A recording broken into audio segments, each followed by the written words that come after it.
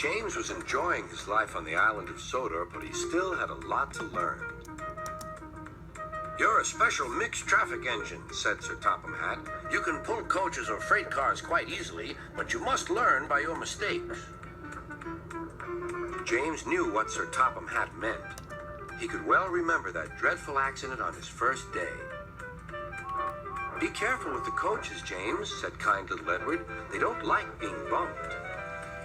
Everyone came to admire James. "I'm really a splendid engine," he thought, and suddenly let off steam. Whoosh! A shower of water fell on Sir Topham's nice new top hat.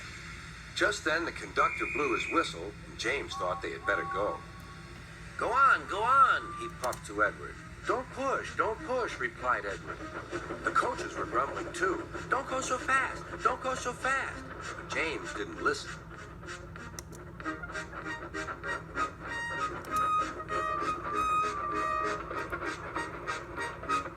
When at last they stopped at the next station, two coaches were beyond the platform. They had to go back to let the passengers out. But no one seemed to know about Sir Topham's new hat, so James felt happier.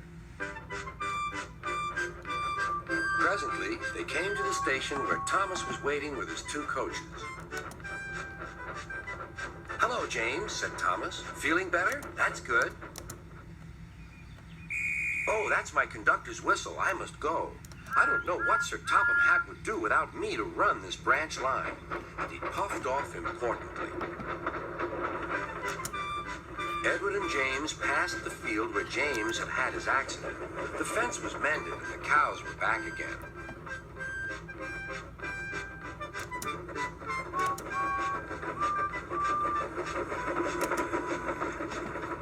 They ended their journey and rested before setting off for home. James was still wondering what Sir Topham would have to say about his new hat.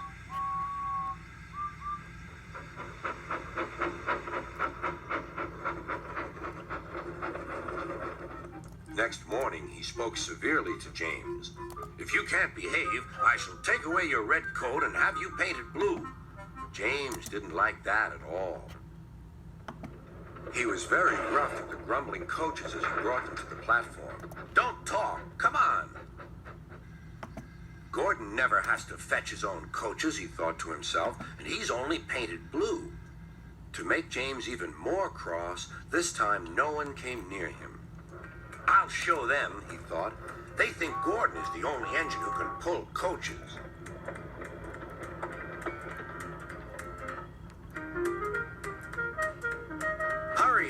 Hurry, puffed James. You're going too fast, replied the coaches. James laughed and tried to go faster, but the coaches wouldn't let him. We're going to stop.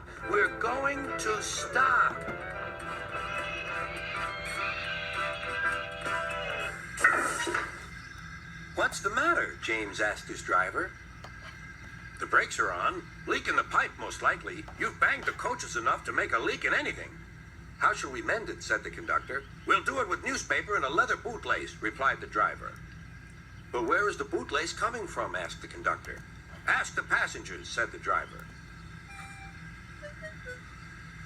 "You have a leather bootlace there," said the conductor to a smartly dressed man. "Please give it to me." "I won't." "Then I'm afraid the train will just stop where it is." The passengers all said what a bad railway it was. Then they told the man how bad he was instead. Everyone was very cross. At last he handed his laces over. The driver tied a pad of newspaper tightly round the hole in the brake pipe, and James was able to pull the train.